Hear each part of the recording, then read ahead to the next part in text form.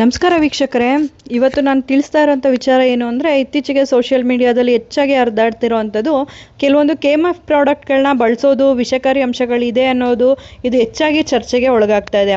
ಮೊದಲು ನಾವಿಲ್ಲಿ ಗಮನಿಸಬೇಕಾಗಿರೋದು, ಅವರು ಡಾಕ್ಟರ್ ಏನು ಹೇಳಿದ್ದಾರೆ, ಯಾವ ವಿಚಾರದ ಬಗ್ಗೆ ಹೇಳಿದ್ದಾರೆ ಅನ್ನೋದನ್ನ ತಪ್ಪಾಗಿ ಕೆಲವೊಂದು ಮೀಡಿಯಾಗಳು ಅರ್ಥ ಮಾಡಿಕೊಂಡು ಅಲ್ಲಿ ಸತ್ಯ ಏನಿದೆ, ಅವ್ರು ಯಾವ ವಿಚಾರದ ಬಗ್ಗೆ ಮಾತಾಡ್ತಾ ಇದ್ದಾರೆ ಅನ್ನೋದನ್ನ ಸರಿಯಾಗಿ ಅರ್ಥ ಮಾಡ್ಕೊಳ್ದೇ ಇರೋವಂಥ ಅನ್ಎಜುಕೇಟೆಡ್ ಮೀಡಿಯಾಗಳೇನಿದೆ ಅದನ್ನ ಬೇರೆ ರೀತಿಯಲ್ಲಿ ಬಿಂಬಿಸಿ ಜನರ ಮನಸ್ಸಲ್ಲಿ ಗೊಂದಲನ ಉಂಟು ಮಾಡ್ತಿದೆ.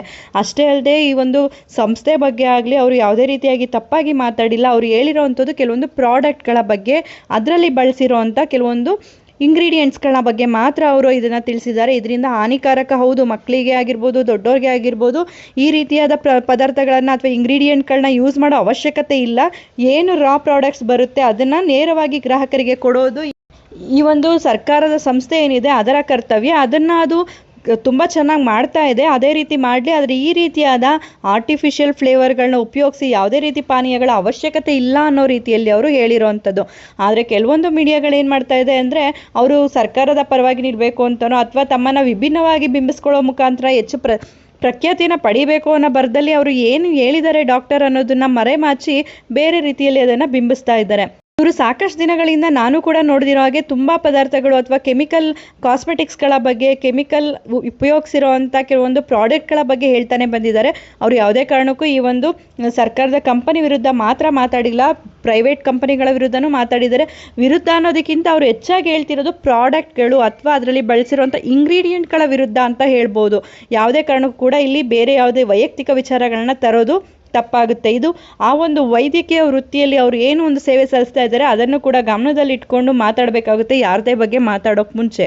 ಸರ್ಕಾರದ ಸಂಸ್ಥೆ ಅಂದರೆ ಕೆಎಂಎಫ್ನವರ ಒಂದಷ್ಟು ಪ್ರಾಡಕ್ಟ್ಗಳ ಬಗ್ಗೆ ಅವರು ಮಾತಾಡಿ ವಿಡಿಯೋವನ್ನು ಮಾಡಿದ್ದಾರೆ. ಅದರಲ್ಲಿ ಆರ್ಟಿಫಿಷಿಯಲ್ ಫ್ಲೇವರ್ಗಳನ್ನ ಬಳಸಿರೋ ಅಂಥದ್ದು, ಆ ಒಂದು ಪಾನೀಯಗಳು ಮಕ್ಕಳಿಗೆ ಒಳ್ಳೇದಲ್ಲ, ಇದು ಪ್ರೈವೇಟ್ ಕಂಪನಿಗಳು ಈ ರೀತಿ ತಮ್ಮ ಲಾಭಕ್ಕೆ ಮಾಡ್ತವೆ, ಆದರೆ ಸರ್ಕಾರದ ಸಂಸ್ಥೆ ಒಂದು ಈ ರೀತಿ ಮಾಡ್ತಾ ಇರೋದು ವಿಷಾದನೀಯ ಅಂತ ಅವರು ಹೇಳಿರೋ ಅಂಥದ್ದು.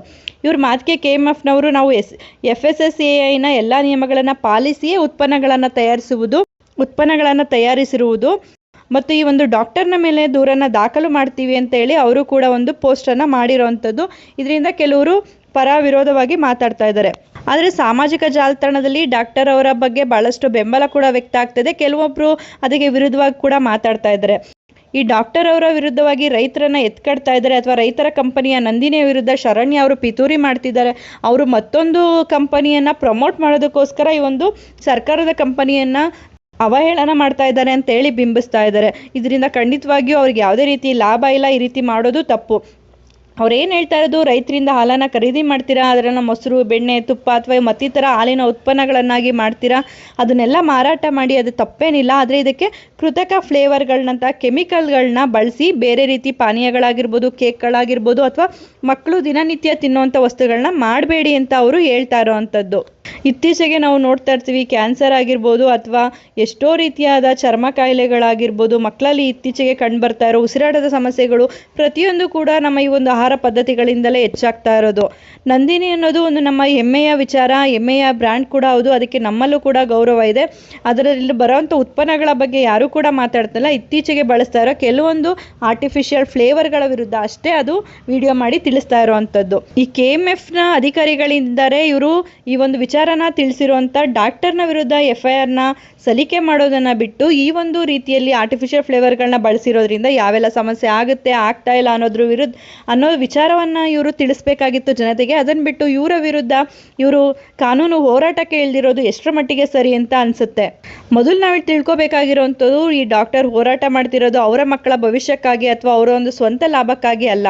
ಅವರು ಎಲ್ಲ ಒಂದು ಮಕ್ಕಳ ಸಲುವಾಗಿ ಹೋರಾಟ ಮಾಡ್ತಾ ಇದ್ದಾರೆ. ಒಂದು ಸಂಸ್ಥೆ ವಿರುದ್ಧವಾಗಿ ಅವರು ಧೈರ್ಯವಾಗಿ ಮಾತಾಡ್ತಾ ಇದ್ದಾರೆ ಅನ್ನೋದಾದರೆ ಅವ್ರಿಗೆ ಅದರ ಬಗ್ಗೆ ಎಷ್ಟು ವಿಚಾರಗಳು ತಿಳಿದಿರ್ಬೋದು, ಅವ್ರಿಗೆ ಅದರ ಬಗ್ಗೆ ಎಷ್ಟು ಮಾಹಿತಿ ಇರ್ಬೋದು, ಆ ಒಂದು ಪ್ರಾಡಕ್ಟ್ಗಳ ಬಗ್ಗೆ ಅರಿವು ಅವ್ರಿಗೆ ಎಷ್ಟಿರ್ಬೋದು ಅನ್ನೋದನ್ನ ನೋಡೋಣ. ನಾವು ಮತ್ತೊಂದು ವಿಚಾರನ ತಿಳ್ಕೊಬೇಕು. FSSAI ಅನುಮೋದನೆ ಮಾಡಿದೆ ಅಂದ ಮಾತ್ರಕ್ಕೆ ಅದರಲ್ಲಿ ಯಾವುದೇ ರೀತಿ ಕಳಪೆ ಅಂಶಗಳು ಇರೋದಿಲ್ವಾ ಅನ್ನೋದನ್ನ ನಾವು ತಿಳ್ಕೊಬೇಕಾಗುತ್ತೆ. ಅದೇ ನಾವು ಮಾಡ್ತಾ ಇರೋವಂಥ ದೊಡ್ಡ ತಪ್ಪು. FSSAI ಏನಿದೆ ಇದು ಮ್ಯಾಗಿ ಅಂತ ಪ್ರಾಡಕ್ಟ್ಗಳಿಗಾಗಿರ್ಬೋದು, ಆರ್ಟಿಫಿಷಿಯಲ್ ಕಲರ್ಸ್ಗಳಿರುವಂಥ ಪ್ರಾಡಕ್ಟ್ಗಳಿಗಾಗಿರ್ಬೋದು, ಅಂದರೆ ಸಿಂಥೆಟಿಕ್ ಫುಡ್ ಕಲರ್ಸ್ ಏನಿರುತ್ತೆ ಅದಕ್ಕೂ ಕೂಡ FSSAI ಅನುಮೋದನೆಯನ್ನು ನೀಡಿದೆ. ಹಾಗಾದರೆ ಅದನ್ನು ಕೂಡ ನಾವು ದಿನನಿತ್ಯ ಬಳಕೆ ಮಾಡೋದು ಎಷ್ಟರ ಮಟ್ಟಿಗೆ ಸರಿ, ಅದನ್ನು ಬಳಕೆ ಮಾಡ್ಬೋದಾ? ಪ್ರತಿಯೊಬ್ಬರಿಗೂ ಗೊತ್ತು ಅದು ತಪ್ಪು ಅಂತ. ಮತ್ತು FSSAI ಏನಿದೆ ಅಂದರೆ food safety and standard authority of India, ಅದೇ ಒಂದು ಸಂಪೂರ್ಣವಾಗಿ ತಿಳಿಸುತ್ತೆ ಏನಂದರೆ ಇದು 100ಕ್ಕೆ 100 ಸಂಪೂರ್ಣ ಸುರಕ್ಷಿತ ಅಲ್ಲ ಅಂತ ಹೇಳಿ ಅದು ತಿಳಿಸುತ್ತೆ. FSSAI ಪರವಾಗಿ ಪಡೆದಂಥ ಉತ್ಪನ್ನಗಳಲ್ಲಿ ಏನಿರುತ್ತೆ ಅನ್ನೋದಾದರೆ ಮುಖ್ಯವಾಗಿ ಅದು ಸುರಕ್ಷತೆ, ನೈರ್ಮಲ್ಯ ಮತ್ತು ಗುಣಮಟ್ಟದ ಮಾನದಂಡಗಳು ಅಂತೇಳಿ ಕೆಲವೊಂದು ರೂಲ್ಸನ್ನು ಹಾಕಿರುತ್ತೆ. ಆ ರೂಲ್ಸ್ ಏನಿರುತ್ತೆ ಅದರ ಮಟ್ಟಕ್ಕೆ ಇವರು ತಮ್ಮ ಪ್ರಾಡಕ್ಟ್ಗಳನ್ನು ತೋರಿಸ್ಕೊಂಡಾಗ ಅವರು ಅದಕ್ಕೆ FSSAI ಪರವಾನಗಿಯನ್ನು ಕೊಡ್ತಾರೆ. ಇದು ಸಾಮಾನ್ಯವಾಗಿರುವಂಥದ್ದು. ಇದನ್ನು ಪ್ರತಿನಿತ್ಯ ಅಥವಾ ತಮ್ಮ ದಿನನಿತ್ಯದ ಆಹಾರದಲ್ಲಿ ಬಳಸ್ತಾ ಹೋದಾಗ ಅದರಿಂದ ಯಾವೆಲ್ಲ ಸಮಸ್ಯೆಗಳಾಗುತ್ತೆ ಅನ್ನೋದಕ್ಕೆ ಅದು ಯಾವುದೇ ರೀತಿಯಾದ ಗ್ಯಾರಂಟಿನ ಕೊಡೋದಿಲ್ಲ. ಇದು ಉತ್ಪನ್ನದ ಮೂಲದ ಗುಣಮಟ್ಟವನ್ನು ಪರೀಕ್ಷಿಸುತ್ತೆ ಹೊರತು ಪ್ರತಿ ಪ್ಯಾಕೆಟ್ನಲ್ಲೂ ಯಾವುದೇ ದೋಷ ಇಲ್ಲ ಅಂತ ಹೇಳಿ ಅದು ಭರವಸೆನ ನೀಡೋದಿಲ್ಲ. ಇವರು ಅವ್ರಿಗೆ ಏನು ಸ್ಯಾಂಪಲ್ಸ್ಗಳನ್ನ ಕೊಟ್ಟಿರ್ತಾರೆ ಅದ್ರ ಮೇಲೆ ಅದು ಡಿಸೈಡ್ ಮಾಡುತ್ತೆ ಹೊರತು ಪ್ರತಿಯೊಂದು ಪ್ಯಾಕೆಟ್ನು ಅದು ತೆಗೆದು ಚೆಕ್ ಮಾಡಿ FSSAI ವರದಿಯನ್ನು ನೀಡಿ ಅದು ಮಾರುಕಟ್ಟೆಗೆ ಬಿಡುಗಡೆ ಮಾಡೋಲ್ಲ. ಇದನ್ನು ನಾವು ಫಸ್ಟು ತಲೆಯಲ್ಲಿ ಇಟ್ಕೋಬೇಕಾಗಿರೋದು. ಅವ್ರು ಕೊಟ್ಟಿರೋಂಥ ಸ್ಯಾಂಪಲ್ಗೆ ಅಷ್ಟೇ ಅದು FSSAIನ ಕೊಟ್ಟಿರುತ್ತೆ. ನಂತರ ಅವ್ರು ಏನು ಬೇಕಾದರೂ ಮಾಡಿರ್ಬೋದಾಗಿರುತ್ತೆ. ಅಷ್ಟೇ ಅಲ್ಲ, ಇತ್ತೀಚೆಗೆ ನಾವು ಕರ್ನಾಟಕದಲ್ಲಿ ನೋಡಿರ್ಬೋದು, ಪಾನಿಪುರಿ ಆಗಿರ್ಬೋದು, ಇಡ್ಲಿ ಅಂತ ಒಂದು ದಿನನಿತ್ಯ ದಿನನಿತ್ಯ ನಾವು ಇಷ್ಟಪಟ್ಟು ತಿನ್ನುವಂಥ ಆಹಾರದಲ್ಲಿ ಕೂಡ ಎಷ್ಟೋ ಒಂದು ಲೋಪಗಳಿದೆ ಅಥವಾ ಅದರಲ್ಲಿ ಎಷ್ಟೋ ಹಾನಿಕಾರಕ ರಾಸಾಯನಿಕಗಳಿದೆ ಅನ್ನೋದನ್ನು ಕೂಡ ನಾವು ನೋಡಿದ್ದೀವಿ. ಯಾವುದೇ ಒಂದು ಪ್ಯಾಕೆಟ್ನಲ್ಲಿ ದೀರ್ಘಾವಧಿಯವರೆಗೂ ಸಂಸ್ಕರಣೆ ಮಾಡಿರುವಂಥ ಆಹಾರ ಯಾವುದೇ ಕಾರಣಕ್ಕೂ ಅದು ಆರೋಗ್ಯಕ್ಕೆ ಒಳ್ಳೆಯದಲ್ಲ. ಇದು ಜನಸಾಮಾನ್ಯರು ತಿಳ್ಕೊಬೇಕಾದಂಥ ಬೇಸಿಕ್ ಸೆನ್ಸ್ ಆಗಿರುತ್ತೆ. ಈ FSSAI ಏನಿದೆ ಇದರ ಅನುಮೋದನೆ ಹೆಚ್ಚಿನ ಆಹಾರ ಪದಾರ್ಥಗಳಿಗೆ ಸುರಕ್ಷತೆಯ ಮೂಲಭೂತ ಭರವಸೆಯನ್ನು ನೀಡುತ್ತೆ. ಆದರೆ ಗ್ರಾಹಕರು ಜಾಗರೂಕರಾಗಿರುವುದು ಅಥವಾ ಗುಣಮಟ್ಟದ ಬ್ರ್ಯಾಂಡ್ಗಳನ್ನು ಆಯ್ಕೆ ಮಾಡ್ಕೊಳ್ಬೋದು ಅವ್ರಿಗೆ ಬಿಟ್ಟಿರುವಂಥ ವಿಚಾರ ಆಗಿರುತ್ತೆ. ಜನವರಿ 1, 2026ರಿಂದ ಭಾರತ ಆಹಾರ ಸುರಕ್ಷತಾ ಮತ್ತು ಗುಣಮಟ್ಟ ಪ್ರಾಧಿಕಾರ ಆಹಾರ ಉತ್ಪನ್ನಗಳ ಸುರಕ್ಷತೆಯನ್ನು ಖಚಿತಪಡಿಸಿಕೊಳ್ಳಲು ಕಟ್ಟುನಿಟ್ಟಾದ ವಿಜ್ಞಾನ ಆಧಾರಿತ ಪರಿಶೀಲನೆಗಳನ್ನು ಜಾರಿಗೆ ತಂದಿದೆ. ಇದುವರೆಗೂ ಕಂಪನಿಗಳು ತಮ್ಮ ಉತ್ಪನ್ನಗಳ ಸುರಕ್ಷತೆಯ ಬಗ್ಗೆ ಕೇವಲ ಭರವಸೆ ನೀಡಿದರೆ ಸಾಕಿತ್ತು. ಆದರೆ ಈಗ ಜಾರಿಯಾಗಲಿರುವ ಹೊಸ ನಿಯಮಗಳ ಪ್ರಕಾರ ಯಾವುದೇ ಹೊಸ ಆಹಾರ ಉತ್ಪನ್ನ ಅಥವಾ ಅಸ್ತಿತ್ವದಲ್ಲಿರುವ ಮಾನದಂಡಗಳಲ್ಲಿನ ಬದಲಾವಣೆಗಳಿಗೆ ವೈಜ್ಞಾನಿಕ ಪುರಾವೆ ಅಂದರೆ ಸೈಂಟಿಫಿಕ್ ಆಗಿರುವಂಥ ಸಾಕ್ಷಿಗಳನ್ನು ಕೊಡಬೇಕಾಗುತ್ತೆ. ಜೊತೆಗೆ ಈ ಆಹಾರ ಉತ್ಪನ್ನಗಳ ಭಾರತೀಯರ ಆಹಾರ ಪದ್ಧತಿ ಮತ್ತು ಸೇವಿಸುವ ಪ್ರಮಾಣಕ್ಕೆ ಅನುಗುಣವಾಗಿ ಮಿಶ್ರಣವಾಗಿರುವ ಪದಾರ್ಥಗಳು ಹೊಂದಿಕೆಯಾಗಿದ್ದು ಸುರಕ್ಷಿತವೇ ಎಂಬುದನ್ನು ಸಂಪೂರ್ಣ ದತ್ತಾಂಶದೊಂದಿಗೆ ಸಾಬೀತುಪಡಿಸಬೇಕು. ಹೊಸ ನಿಯಮಗಳ ಅಡಿಯಲ್ಲಿ ಆಹಾರ ವ್ಯಾಪಾರ ಸಂಸ್ಥೆಗಳು ಹೊಸ ಉತ್ಪನ್ನಗಳನ್ನು ಪರಿಚಯಿಸಲು ಅಥವಾ ಮಾನದಂಡಗಳನ್ನು ಬದಲಾಯಿಸಲು ಸಂಪೂರ್ಣ ವೈಜ್ಞಾನಿಕ ಪುರಾವೆಗಳ ಪ್ಯಾಕೇಜನ್ನು ಸಲ್ಲಿಸಬೇಕಾಗುತ್ತೆ. ಉತ್ಪನ್ನದ ಪೌಷ್ಟಿಕಾಂಶದ ವಿವರ, ಜನರು ಎಷ್ಟು ಪ್ರಮಾಣದಲ್ಲಿ ಅದನ್ನು ಸೇವಿಸುತ್ತಾರೆ ಎಂಬುದರ ಡೇಟಾ, ವಿಷಕಾರಿ ಅಂಶಗಳಿರುವ ಬಗೆಗಿನ ಅಧ್ಯಯನಗಳ ಫಲಿತಾಂಶ, ಅಲರ್ಜಿ ಉಂಟುಮಾಡುವ ಸಾಧ್ಯತೆಗಳ ವಿವರ, ಇತರ ಸಂಬಂಧಿತ ವೈಜ್ಞಾನಿಕ ಸಂಶೋಧನೆಗಳ ದತ್ತಾಂಶ ಇವನ್ನೆಲ್ಲ ನೀಡಬೇಕಾಗುತ್ತೆ. ಆಹಾರ ಸಂಸ್ಥೆ ಸಲ್ಲಿಸಿದ ಈ ಮಾಹಿತಿಯನ್ನು FSSAI ವಿಜ್ಞಾನ ಮತ್ತು ಮಾನದಂಡಗಳ ವಿಭಾಗವು ಪರಿಶೀಲಿಸುತ್ತದೆ.